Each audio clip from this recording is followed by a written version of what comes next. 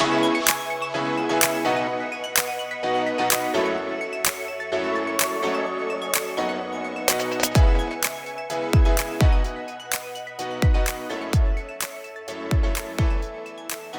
there. I don't know what day it is that you're listening to. Hopefully it's on Wednesdays, because I know when these episodes are normally getting dropped and launched, but it is a Thursday when I am having the privilege of doing today's podcast. And I call that a Thankful Thursday. And you know, it is amazing to me that when I start these podcasts and I say, hey, welcome to Rediscovering Your Passion and Purpose with Patty. I'm Patty Stulin, your host. I'm the Chief Pathfinder of Pathways with Patty. I know you hear me say that all the time, but I want this as a reminder of how thankful and grateful I am to each one of you in the audience, that many of you show up every single Wednesday, the day that these episodes launch. You are so faithful and so kind with your comments and your reviews and subscribing. I just want to say right now, before I start this episode, how thankful and grateful, first of all, that I am to God to give me the platform to be able to do this and to bring these amazing people on as my guests, but also thankful to each and every one of you, because if I don't have listeners, there's no reason to have a podcast. So I am thankful on this Thankful Thursday to each of you listeners, whether you're watching on YouTube or one of the 10 platforms. Thank you very much on this Thankful Thursday. And as always, I am thankful to today's guest for being here. I am excited to hear what she has to say, and I believe that many of you are going to find the same thing is going to transpire during this conversation, because my guest today is Nancy Leeds Gribble. She is the founder and CEO of NourishLiftGrow. Nancy is a women's wellness and weight loss coach, plant-based culinary nutrition expert. She specializes in empowering women in midlife and beyond. She provides them with the tools and guidance they need for optimal health, weight loss, hormone balance, and body confidence. Her goal is to re-energize their vitality so they can make their second season of life their best season. I love that, Nancy. It is a pleasure, and it is so awesome to have you here today. How are you? I am good. I loved your intro, and I am thankful for the opportunity to be here, to meet you, to share with your listeners, and just life in general, right? Yes. To wake up every day and have a new beginning. Isn't that the truth?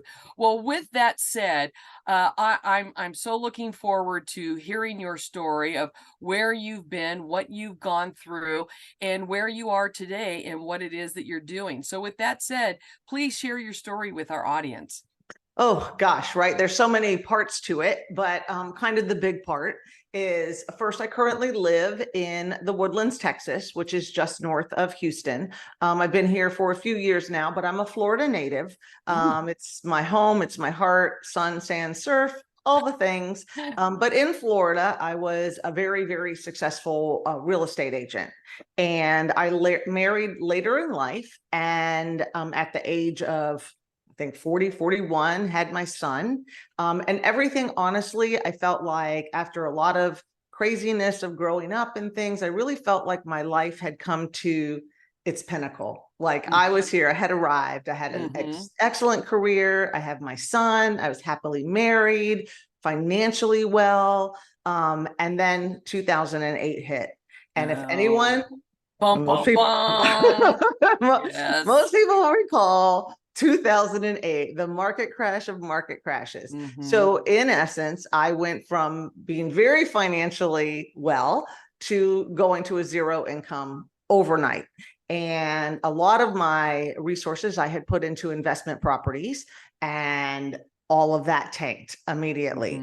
But worst of all, at the same exact time, my husband had been diagnosed with stage 4 brain cancer, glioblastoma. So it was a trifecta that hit me all at once. And of course, because of his diagnosis, he also lost his job.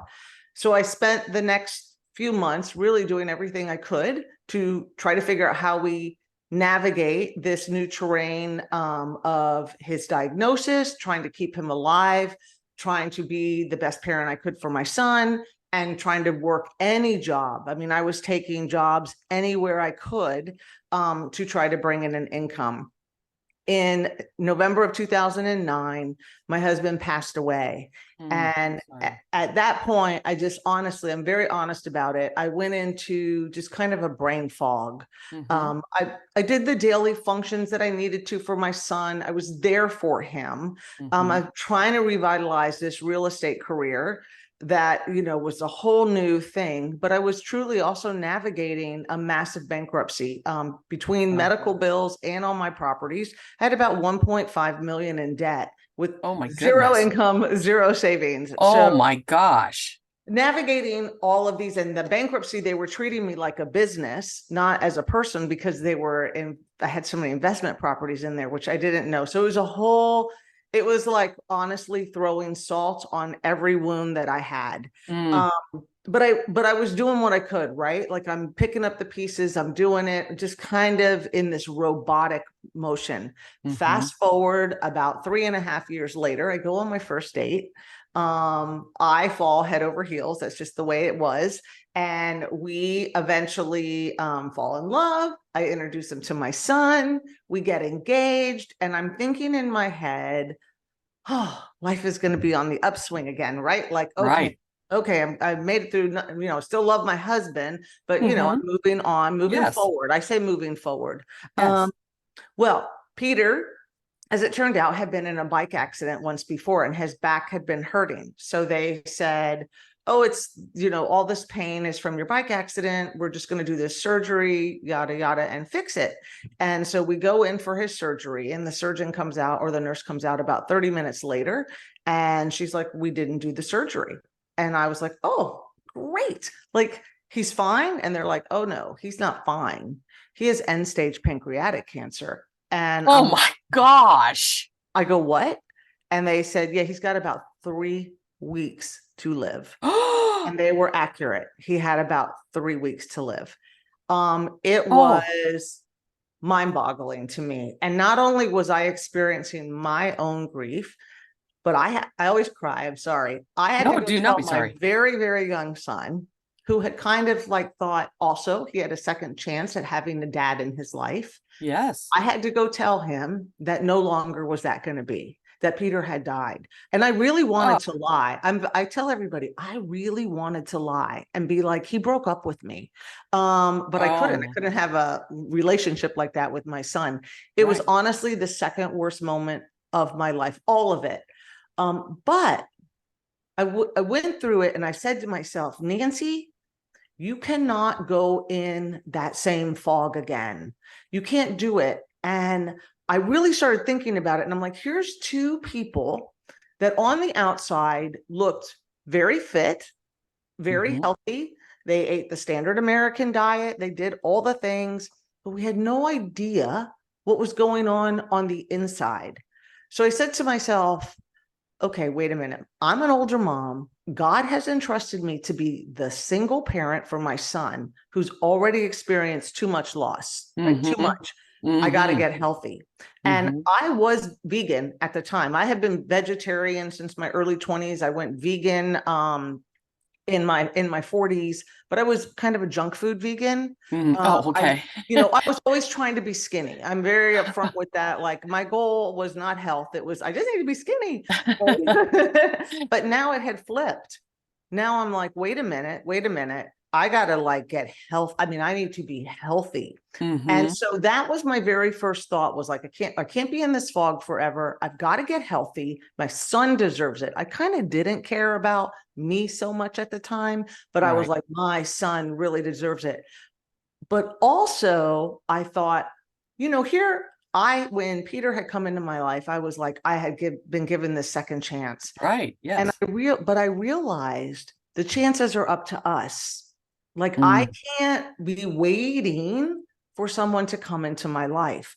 Yes. They can enhance our lives, right? But they can't be it. And I kind of had put that pressure on him.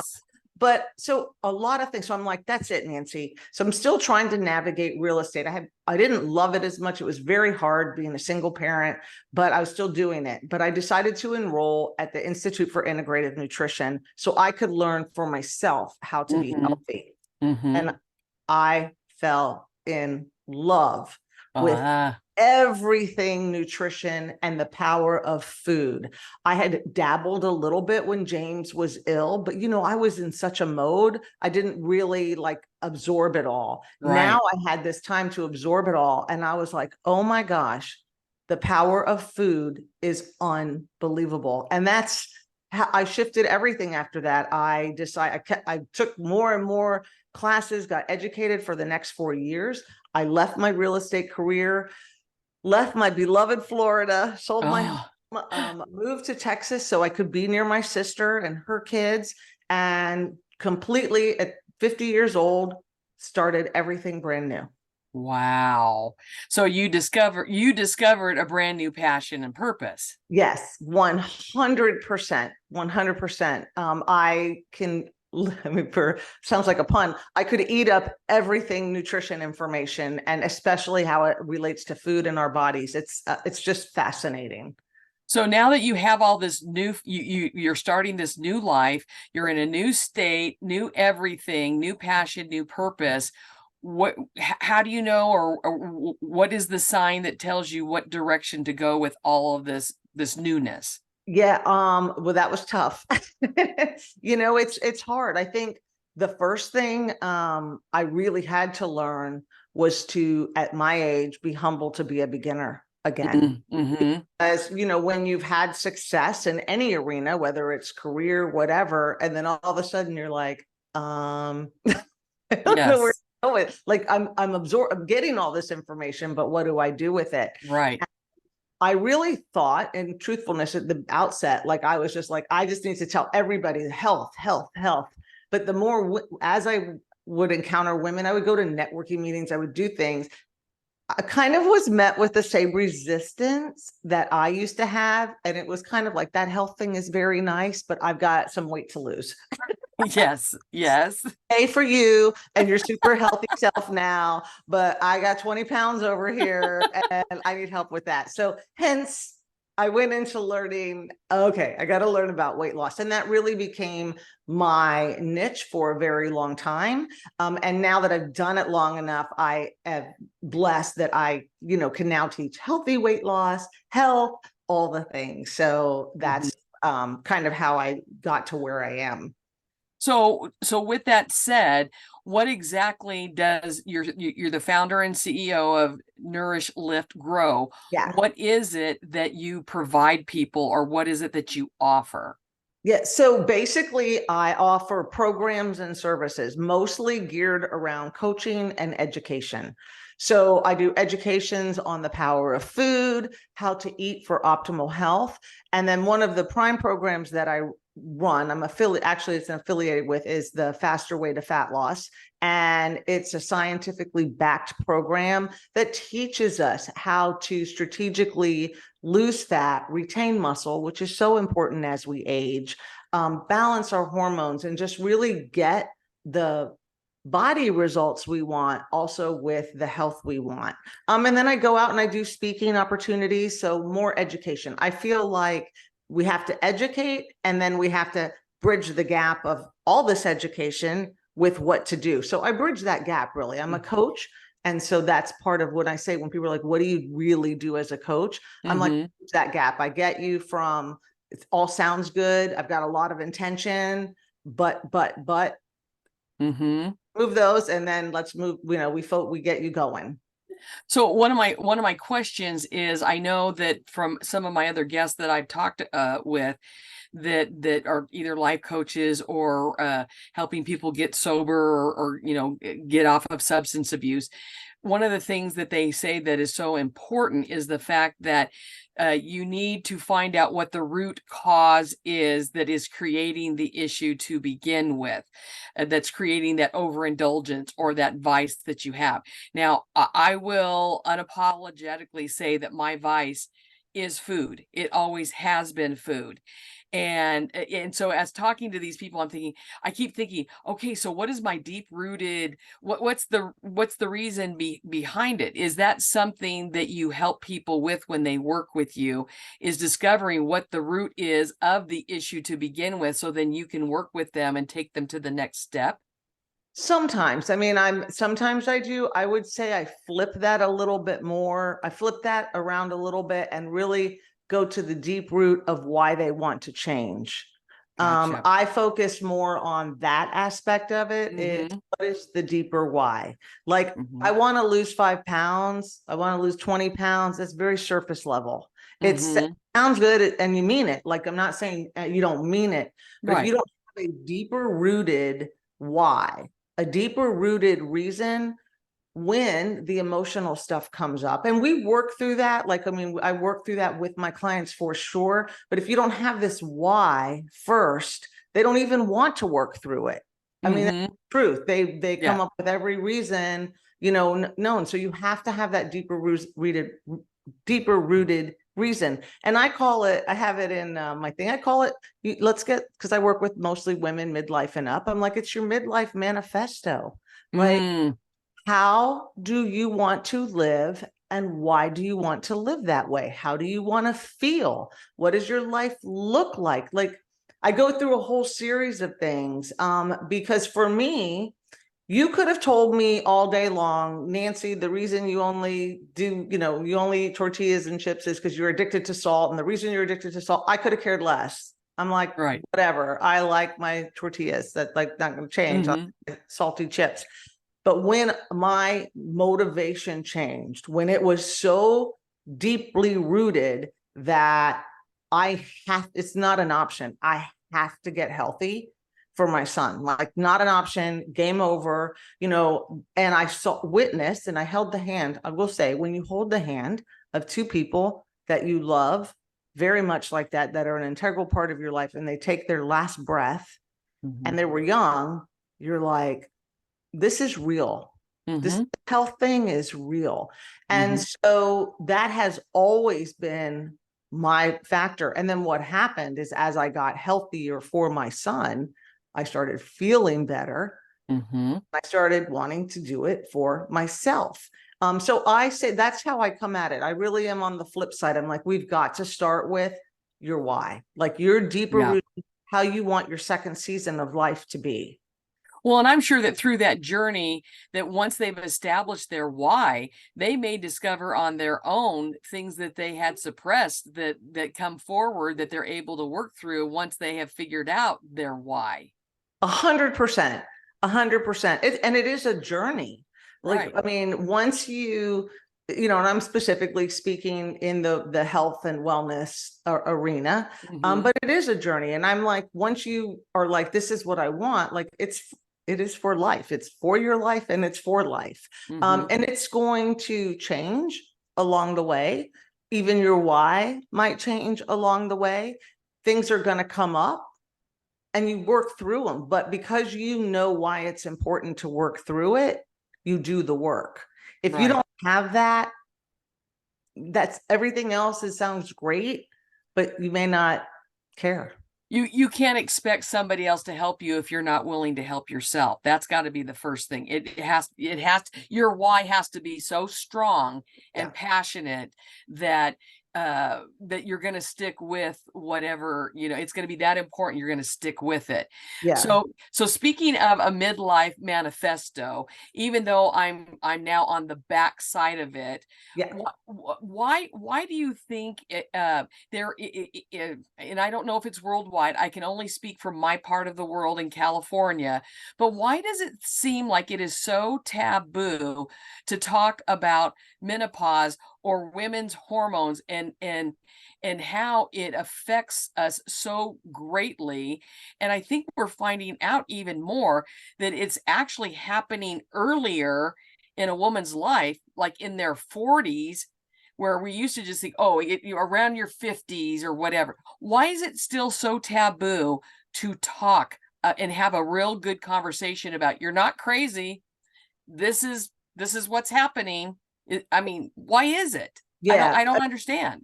Yeah, it definitely had its own kind of like, well, I think there was a lot of you just need to deal with it. It's just part of life. Just, we're not talking about it, we're not dealing with it. That's your issue. I think a lot of the taboo maybe have been that nobody really knew what to do with it. Like, because I always say, this is my new thing, menopause is mandatory, suffering is not, right? Like, That is fabulous. but I think before, suffering kind of was mandatory. I Mhm. feel like that really was part of the narrative and part of what I do. And it really is coming around, is helping to shift that narrative. Mhm. It is coming around. This is Menopause Awareness Month, by the way. Um, Ah, yeah, I handy. had no idea. See? And it is shifting, but I think it's because people didn't know what to do with it. Like, you're a woman, you're standing there and you're talking to somebody, and suddenly you're an inferno. And Yes. And then you start crying right I after just that. cried, and people were like, what? And then it's unprofessional. It's unprofessional as a woman. It's, there's so many things that went with it. And now we know, like, it is a part of life, but there are so many ways that we can now mitigate the intensity of these symptoms. Mhm. And we can acknowledge that it's not the end of the road for women. I think that was another part of it. It was kind of like, if you acknowledge menopause, you were acknowledging life as you knew it was over. Mhm. We Yes. all heard it. Once you hit 50, it's all downhill. Nothing good's going to happen after 50. So who wants to talk about that? Oh, Like, you exactly. want to live it up until you're 50 and then just resign to the fact that your bones are going to get brittle. You're going to lose all your muscle. You're not going to be able to get out of a chair, Yes, yes, yeah, and you're going exactly. to inferno. Yeah, exactly. Well, really, I know for me, when I was right before I turned 50, my dad had passed away after a 5-year battle with cancer. Oh, sorry. And I learned before that depression runs in my family, but I thought, oh, that won't affect me. Well, through the grieving process after he passed away, I found myself in a deep, dark place. Mhm. And finally, when I had these bad thoughts of, if you didn't live anymore, nobody would care, I thought, oh, I need to get a hold of my doctor. And immediately we find out I am depressed, and several other things. But we also find out I have zero estrogen in my system. Mm. And so immediately with that, and then getting a person that I talked with and stuff, then that started balancing me out. But my point being, I did not know until that moment of how crucial hormones are, and to have that balance. And you're talking about nutrition, it all goes hand in hand even more as we get older. Than because I think a lot of times people think, oh, well, when you're in your 20s and 30s, that's when you got to be physically fit. No, I think it's almost more important as we age to get that balance, because hormones and food, I think, is what will level us out. Am I Yeah. on the right track with that? You are 100% on the right track. Hormone, your food you eat, the movement that you do, the thoughts you think, those are the things that really balance out your hormones. I truly believe it. I think we have it a little backwards in, people, the minute the hormones, they're like, oh my God, I'm hitting perimenopause, menopause, or even older, and you're having those effects, is like, let me go get hormone replacement therapy. And I'm absolutely not against that. So I always got to make sure I caveat that. But sometimes that's the first go-to. And then it's like, I might get some supplements, and then I might work on how I eat and how I move. And it really, you want to flip that to, let's really focus and dial in on what you're eating, because there really is power in our food. It's unbelievable how it can balance things in our hormones. Then let's focus on your rest. I will say, as we get older, rest and recovery is really key, doing it in the right way. Then let's focus on your movement. You've got to be doing strength training. That actually helps your hormones too, along with your muscles and your bones. Then if you need supplementation, and then if you need hormone replacement therapy, because what I see a lot of people do is they get hormone replacement therapy, they don't work on these other things, You don't want to be on hormone replacement therapy the rest of your life. And it's a Band-Aid, and you don't actually know, did it work or not, because you didn't work on the other lifestyle factors. And we really are seeing that lifestyle factors play the biggest key in all of it, managing hormones. Well, with what you just said, I had a light bulb moment, because just this past weekend, I was feeling low.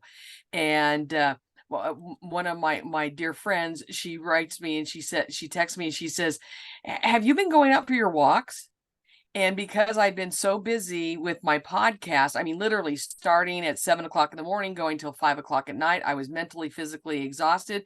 Yeah. I wasn't doing any exercise whatsoever. And I had just written her back and I said, you know what? No, I haven't. And I know that I need to do that. No lie, probably within 15 seconds, another dear friend texts me, hey, Pat, I'm going to the gym this afternoon. You want to go with me? It's like, okay, God.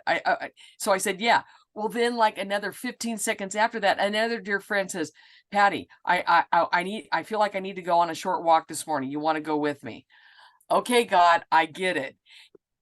My point being, that morning, I'm just like, I go for that walk with my friend. It ends up being an hour. That afternoon, I go and do an hour workout at the gym with her. That night, I was a completely different person, and I slept for 6 hours. Now, for me, that's huge at this point. But the whole sleep thing, I forget that, as much as I love doing this, I am not complaining, but it's going down the rabbit hole, and you can get caught up hours of being on the computer or doing whatever you want. And yes, you're being busy, but it's not the same as physically going out and moving. And I think a lot of times people think, oh, well, I'm going to have to belong to a gym, and I'm going to just go for a walk. Right. Just go for a walk. And I will tell you, that really is, I think, walking. And I like to say, there's strolling. Like, strolling is very nice to take in nature and things like that. And then there's walking, like walking at a nice clip and really getting some energy involved with it. You're taking in nature, you're taking in sunlight, but either one will change your mood in a heartbeat. And I would say, here in Texas, it was 110 for like 4 months straight, no rain, no water. And I was getting very squirrely, because I work at home like you do. And me and my dog, I would always take my dog Bentley for an afternoon walk, because I'm the same on the computer. I do my stuff in the morning, but I was like, afternoon was when I needed to get out, because my brain, well, we weren't doing it. And both my dog and I were depressed. We were like, we started going for walks at 10 p.m. It wasn't the same. Right. But I was trying to explain to my dog why I couldn't take him out in the afternoon. It didn't work so well. But, he really was, honestly, he was getting depressed too. Yes. Yes. It is amazing. And the power of walking, just to change your environment, change your mindset. But it also is one of the most incredible hormone balancing and weight loss or maintenance things you can do for your body, because it's such a feel-good thing. It's such a feel-good, the nature part of it, but also it's increasing your kind of daily energy expenditure. But unlike other exercise, it doesn't actually increase your appetite along with it. So you don't eat more, because a lot of times people will work out more, but they're eating more. And so they didn't know how to balance that. So then it becomes kind of a rub. Exercising all day long is the best thing. I mean, walking is the best thing ever. Yeah, I mean, and I will have to say, one of the smart things that I have done over the last year is with my friend Krista. She has really become my exercise accountability person, because she knew that she needed to get healthy.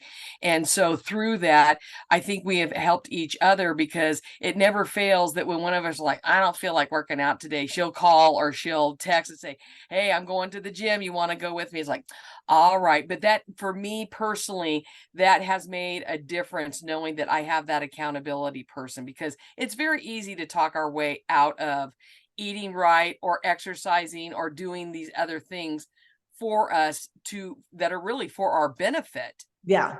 100%, 100. And that's what I mean. Accountability buddies are great. That's why coaches in any arena, right, are great, because until you can take your own self accountability, you have to be accountable to somebody else. Showing up for somebody else, as sad as it is, is the truth. So we do it more than we would if we're just showing up for ourselves. Yeah. And so 100% it's the way to go to have that. Just to backtrack on the walking and the exercise and hormones, is it really does both of those release the hormone dopamine, which is the feel good hormone, which is why when people are depressed and why they're like, they recommend exercise and movement, because it actually is released in your system. And then for motivation, you know, people think all the time, like, I'm motivated every day to work out. And I'm like, I am rarely motivated.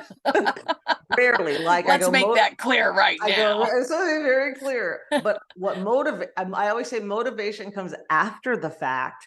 First of all, once I start doing it, I'm like, oh yeah, now I'm in it again. But it always comes after the fact because of that feeling. Yeah. So I don't go for the, oh my God, I'm so motivated, I can't wait to work out. I go, I'm so motivated, like I'm gonna work out because I'm motivated for that feeling I'm gonna get after the workout. That natural high, so to speak. Yeah. Well, and I will have to say, after talking about, you know, having Krista as my exercise accountability person, I do also find that with walking, when I do go by myself, it is a form of meditation for me. And you know, I learned from one of my past guests, Dr. Beverly, because I was telling her, you know, I've been trying to do this meditation, but I can't get these thoughts to stop. And I thought that I'm supposed to be sitting there just, you know, with my little mantra or whatever. And she goes, Patty, you walk. For you, she goes, you know, sitting is not for everybody as far as meditation goes. Your meditation, what happens when you go on your walks? And I'm like, light bulb moment is like, it was absolutely true that it's my form of meditation when I am walking by myself. And if I'm walking on the beach, like I get to do during the summer when I stay at Pismo, that's a major bonus right there. But even when I'm just out here in the high desert where my home base is, just getting out by myself, it's a form of meditation. And then I come back and I feel less stressed. I just, everything about me feels completely different. Yeah. Oh my God. I'm a ditto. I'm just going to go ditto. I felt so bad for the longest time. I'm like, I can't meditate. I can't just sit and I'm like, oh no, I got things, my mind, even with prayer. And I'm like, oh my God. And then it dawned on me one day, and I was talking to somebody and we were like, I do the exact same. I don't always, people were like, why don't you always listen to podcasts and do things while you're walking? I'm like, I have to divide it up because it is my quiet time. We need time for our brains to rest, to take in things, to, you know, to relax and just absorb and be. Like, we're so busy doing all the time, we don't get to just be. And that's a beautiful time for it. Well, and I'm glad that you said that, because I do know when I do go on my walks, especially when I walk on Pismo Beach, almost every person I pass has got headphones in their ears or on their ears. And for me, part of the joy of walking is hearing the ocean, hearing the birds. Even when I'm walking here in our neighborhood, I'm still hearing the birds or the breeze going through the leaves or whatever.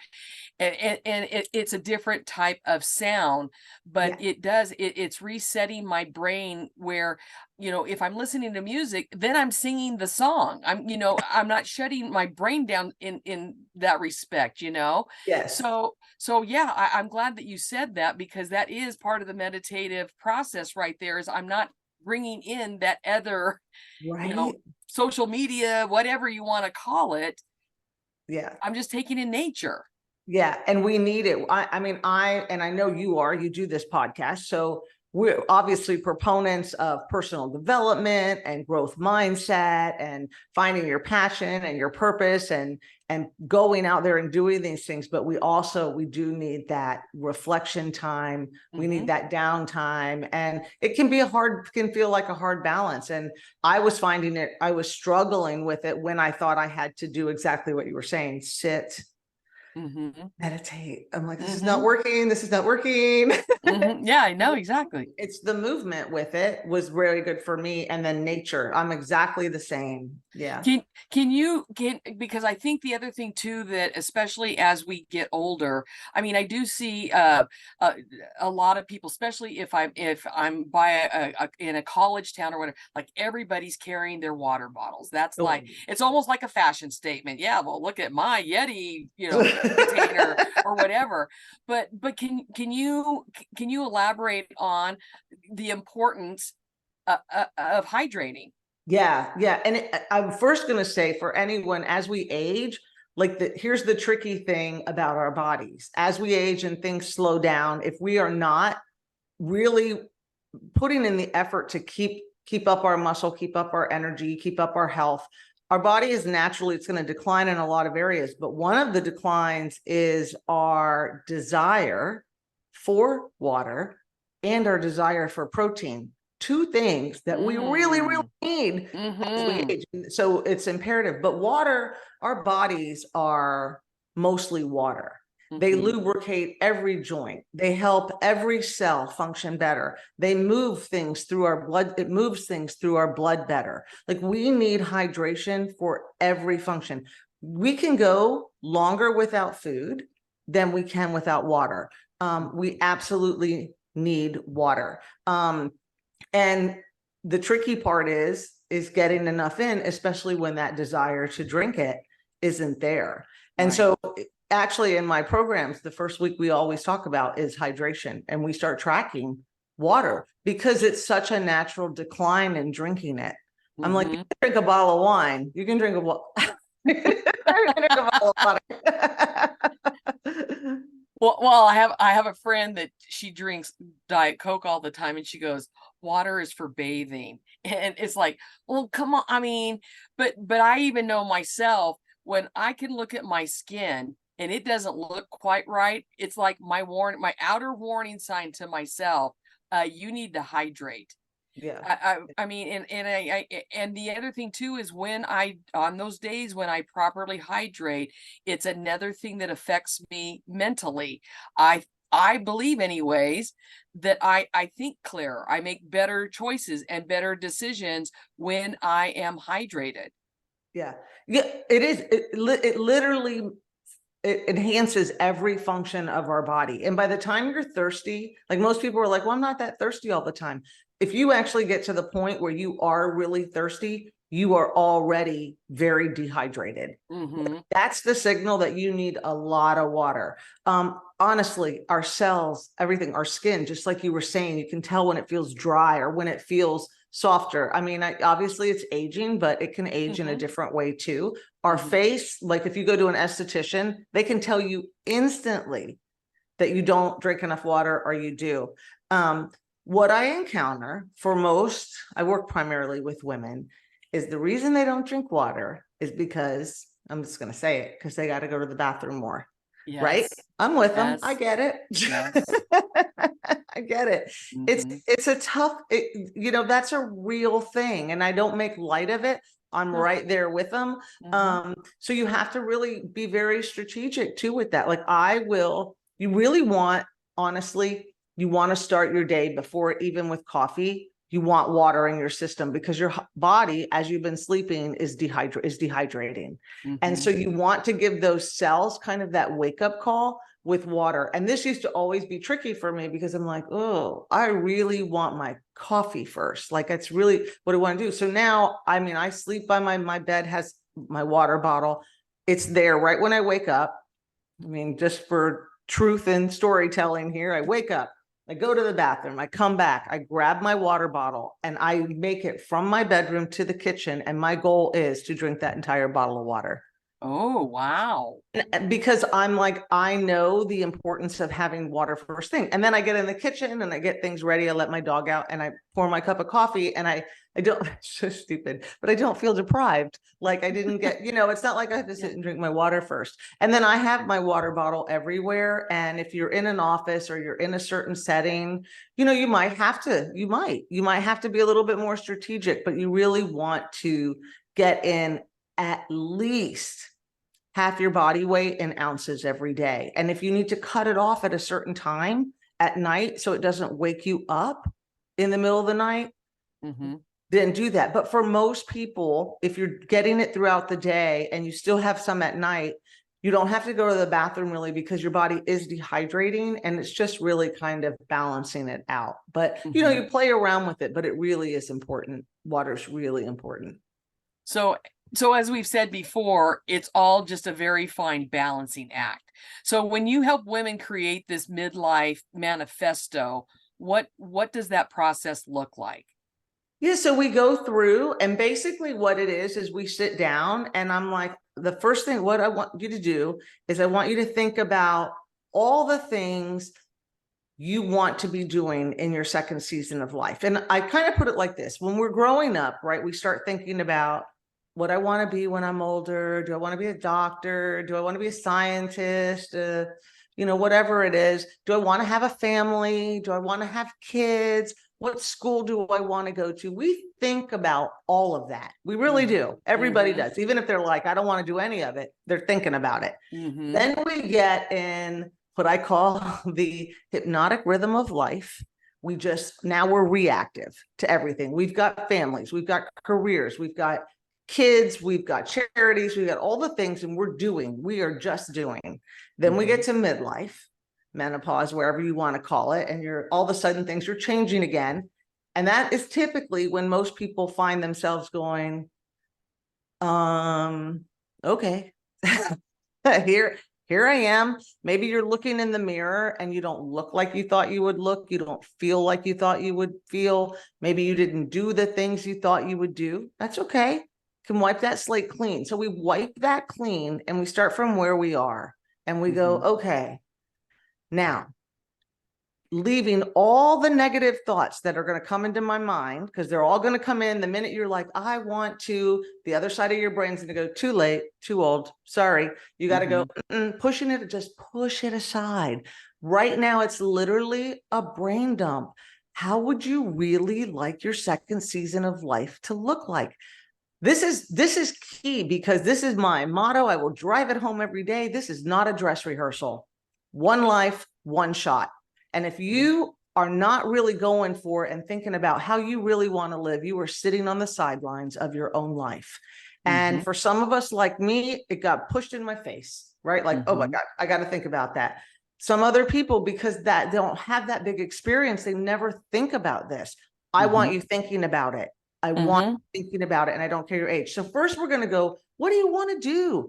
Do you want to be traveling? Do you want to be gardening without pain?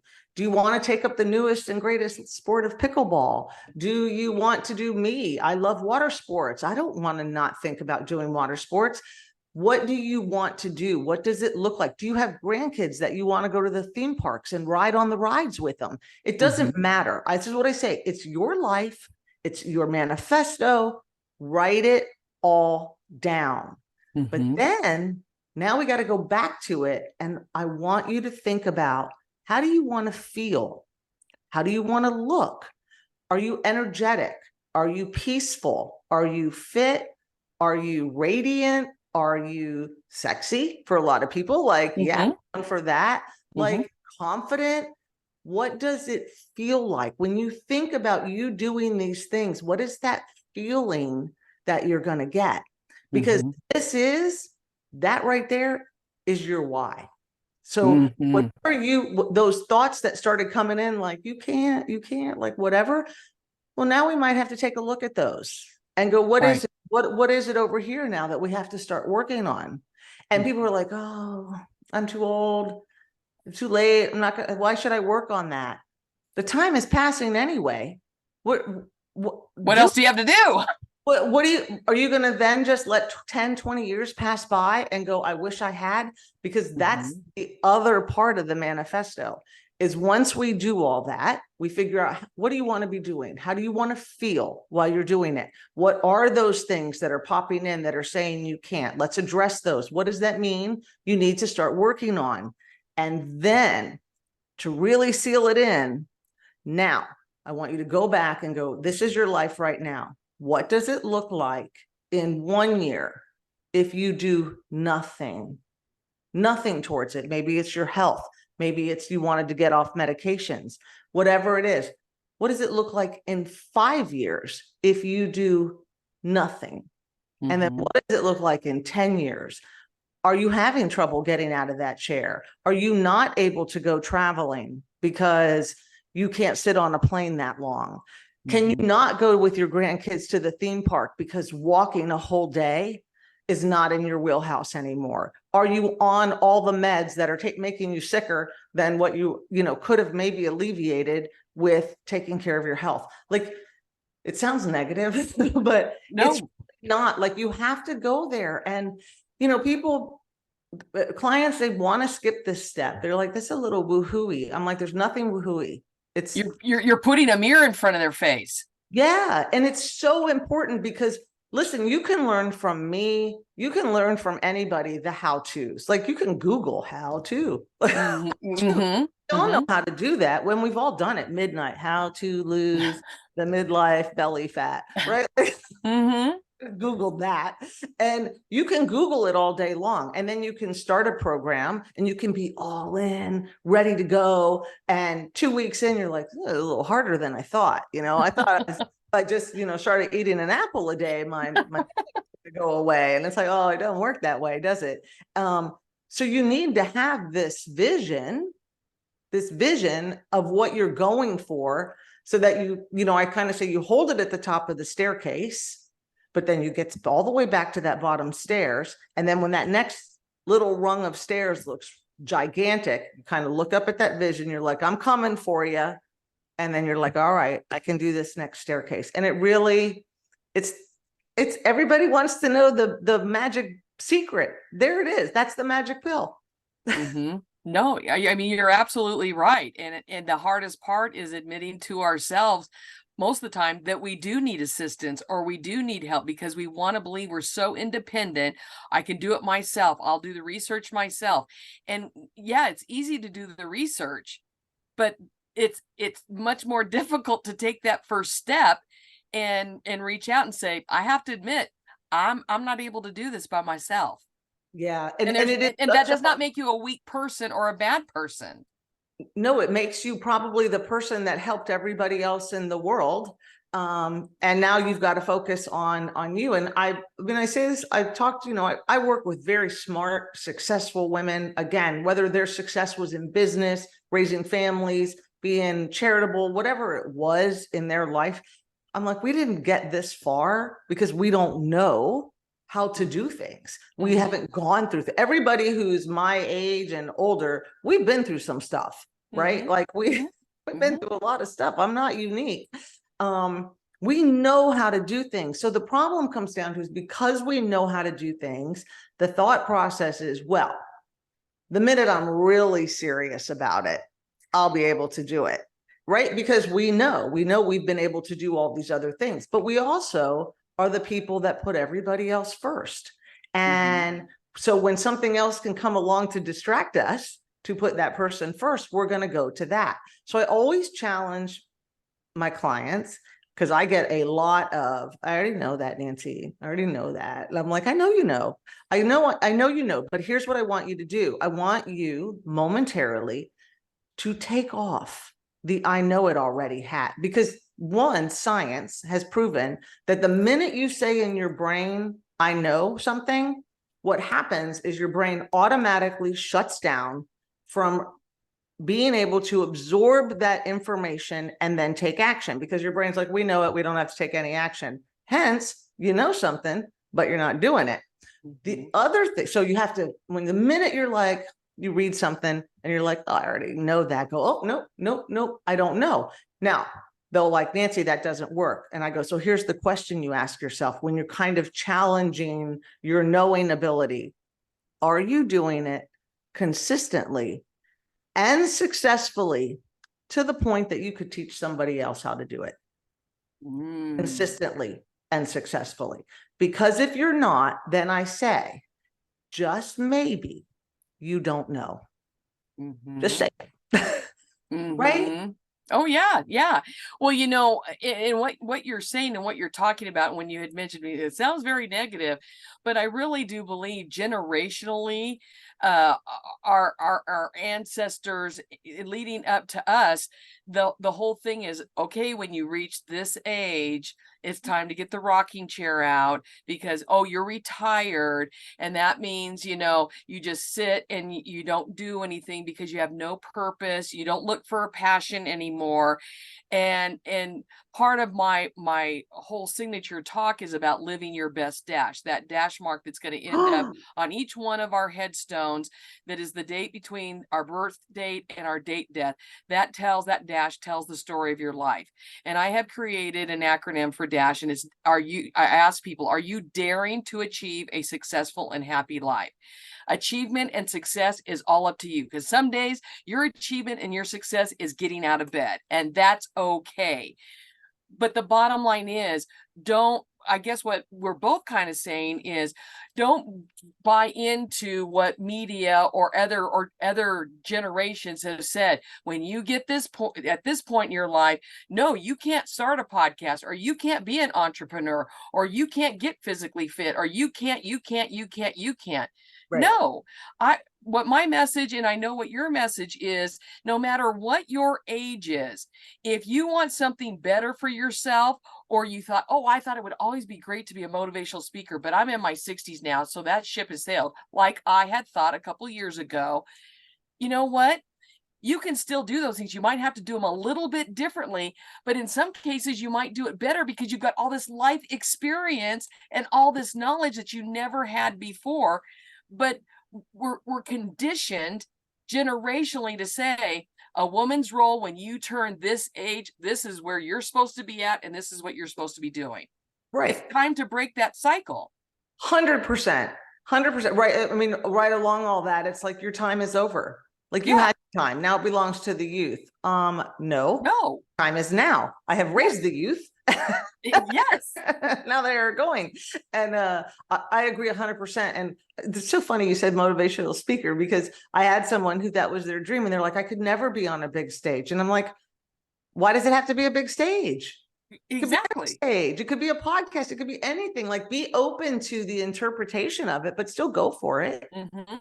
And like I Yeah. said, it doesn't have to be like what everybody else is doing, or because of your age, maybe physically you're not able to do it this way anymore, but you could do it a different way. And if you really want to do it, you can find the people like yourself that can assist you and help you in achieving whatever that new passion and purpose is for you. 100%. 100%. I have to throw in my caveat, because I wouldn't be me if I didn't do it. If you know you need to work on your health, work on it. Like, Yes. because that really is the foundation of having the energy to do things, having Yes. the desire. Like, you've got to have that confidence in that you're taking care of you, so you can go out and do these things. I'm not saying, and I don't, I'm like, it's not about a certain size. It's not anything like that. It's about being healthy and about being at the confident weight that you want to be at, that you feel good at. But it has to be healthy. Right. Like, your body needs that nourishment. Because the old saying is, even with all of these things, like, let's go out for all of these things, the saying is very true. If you have your health, you have all the dreams, all the desires, you can have them. If you don't, you typically have one desire, and that's to be healthy. Like, anybody who has ever had a diagnosis or been with somebody who's had a diagnosis will confirm that. Oh, yes, Yeah. most definitely. Yeah. So with all of this said during our time, and I know that you and I, we could talk for quite a while on this. And as we're talking, I'm thinking, I think I might have to have Nancy on for another episode, with extending this. But with everything that you have experienced, everything that you have gone through, what would you say is the best piece of advice that anybody has ever given you? That anybody has ever given me is, honestly, don't worry about the how. Just Mm. just go for what you want to go for. Don't worry about all the how. Just Mm-hmm. just live your life.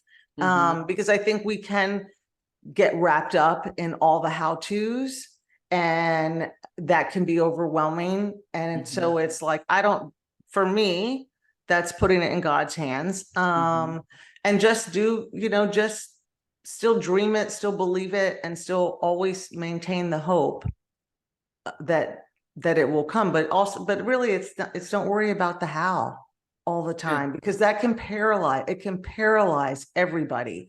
It can prevent you from taking the first step. It can prevent you from taking the next step, from pivoting. We get so, into what do I need to be doing? How do I need to be doing? Just go for it. And with that, be willing to face plant forward, and be humble. I don't know that anybody, I think I gave myself that own advice. I like that. I like it a lot. Because I do think when we're older and we have that, I know all these things, that it's humbling. It's very humbling. It can be humbling, but turn that into kind of excitement. And it's kind of like, oh my gosh, that faceplant meant I tried, and trying means you're living your life. Yes. Like if you're just sitting in your comfort zone and you're afraid all the time. It's, what is it they say about the ship? It's designed to get to the other side of the ocean, not to sit in harbor. It's safe in harbor. When it goes into the ocean, it's got to go through all the seas and the waves, but that's what it's designed for. That's what we're designed for. Yep. We are designed to be daring to achieve a successful and happy life. Yes. So right where you are right now at this point in your life, what are you passionate about personally and professionally? Oh, personally, I am passionate that I just got married. Congratulations. 3 months ago. Wow. And he loves music and traveling as much as I do. So I'm really passionate about the places I'm finally going to go visit that I have had on my list forever and a day. We've set out a kind of an agenda of the places. So traveling, I'm super excited about that. And professionally, I love everything I do. I love being able to share the gift of health and kind of the gift of hope. And I really, it can just sound so cliche, but I really, really do. Yeah. Awesome. So right now where you are in your life, what do you feel that your purpose is personally and professionally?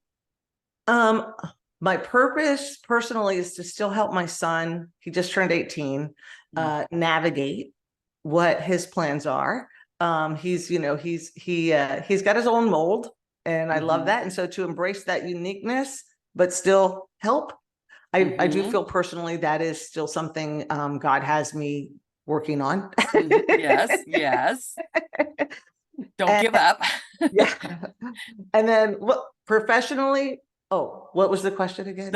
What is your purpose professionally? Oh, professionally, honestly, I feel like it's to inspire in others to take care of themselves mentally and physically. I like to think, change your plate, what's on your plate, change your state, which is your mindset, and you can change your life at any age, and just really inspire that we're not too old. It's not too late to really live your best life right now. Amen to that. Yeah. What would you say is your superpower? Cheerleader. Yes. We all need them. I got my pom-poms. Yes. Oh, yes, you do. Yeah, that's perfect. I am the consummate, you got this. I missed my calling in high school, but here I am. There you go. It's never too late, as you just said. There you go. Yeah, that is a true, definite superpower we all need. So how would you say that you are living your best life, or as I like to say, living your best dash? Oh my gosh. Honestly, waking up with opportunity, trying new things, not being afraid to try, and remembering my vision. Like I have very specific vision of what I want to be doing, how I want to feel. And I remember that every day. And so that is really how I'm living my best life. Is not every day is perfect. I think we would be lying if we were like every day. Like sometimes I got to pull those pom-poms out for myself and go, you got this, girl. Exactly. And sometimes I just pull the covers like, listen, and, but but I don't, like you said, I don't park there. And I think Right. that is the huge difference of mindset and really working on yourself is how long we park. Mm-hmm. Oh, I, exactly. Yeah. yeah, My friend Tammy, she said, I mean, she's a breast cancer survivor I love it. and rectal cancer. And she said, I have my pity parties. But Yeah, she said, I say, okay, you have 3 hours. You feel sorry for yourself. And then at 4 o'clock, you got to get up, take your walk, blah, blah, blah, blah. yeah, And she goes, and it doesn't always turn out that way. But at least she knows, yes, I can have my pity party, but I'm not staying here. You're yeah. not allowed to stay here. Yeah, exactly. Like we can't negate it, right? Like we all have feelings, we have emotions, we have those days. So we can't just be like, "Oh my God, every day's perfect." We Mhm. acknowledge it, but we like you said, we don't park there. That was Yeah. perfect. Yeah.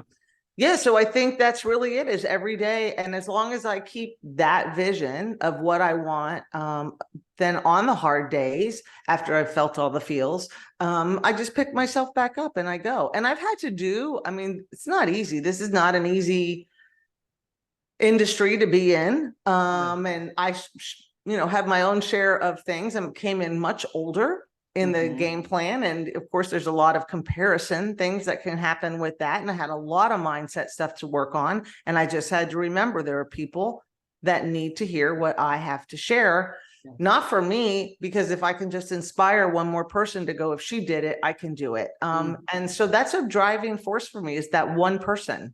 I'm not looking for the big world stage. It's Right. that one person. Exactly. And I can relate with that 100%. Nancy, are there any final thoughts or words of wisdom that you would like to share with our audience? Oh my gosh, just really it's our one shot. And if in any way you feel like you're missing something, or there's something you want to do, like go for it. Write it all down, get that midlife manifesto. And by midlife, I'm going to say midlife and beyond. You don't have to be 40 or 50. It doesn't matter if you're 60, 70, 80, you're Mhm. still here. You're Mhm. still standing or sitting, I'm not sure, but like think about it, because you're still here, which means you still have life to live. Mhm. And so whether it's big or small, it's important. Yes. And love, you Yep. gotta, let's lead with love. That's exactly right. Well, thank you so much, Nancy, for being my guest today. This has been a thrill. Could you please tell people how they can connect with you? Because I know they're going to want to after hearing this episode. Yeah, I would love that. I would love that. You can find me on my website, which everything is my full name, nancyleadsgribble.com. If you're on Instagram, it's at Nancy Leeds Gribble. And then surprising, Facebook is Nancy Leeds Gribble, but it's also under Nourish Lift Grow on Facebook also. And I have quite a few resources, free resources on my website. One of them I just completed. It's called Ageless Vitality. It's a Mm. free download and kind of talks about things you can do in to age well with energy and vitality, and I've got some other fun stuff coming up.